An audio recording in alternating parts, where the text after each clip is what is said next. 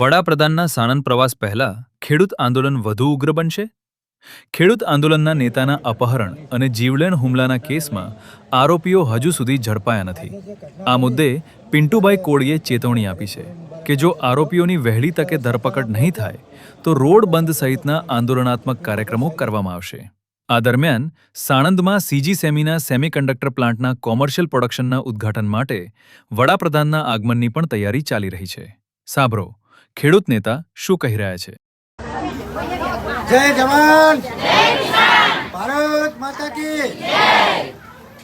આવતી 4/7/2026 રોજ જે સાણંદ જીઆઈડીસીની અંદર જે આપણા વડાપ્રધાન મોદી સાહેબ આવી રહ્યા છે, તો આજે અમે ખુલ્લેઆમ કહેવા માંગીએ છીએ કે આખી ગુજરાતનું, આખા ભારતનું પેટ ભરી અને પોતે પેટ ભરનાર આજે જગતનો તાત, જગતનો બાપ ખરા તડકાની અંદર, ચાલુ વરસાદની અંદર પણ ન્યાય માટે કેરાલા જીઆઈડીસી પોલીસ સ્ટેશનની અંદર ધરણા કરી રહ્યો છે.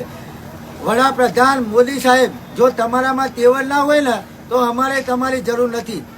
આવતી 4 તારીખે સાણંદ ખાતે તમામ રોડો બ્લોક કરવામાં આવશે.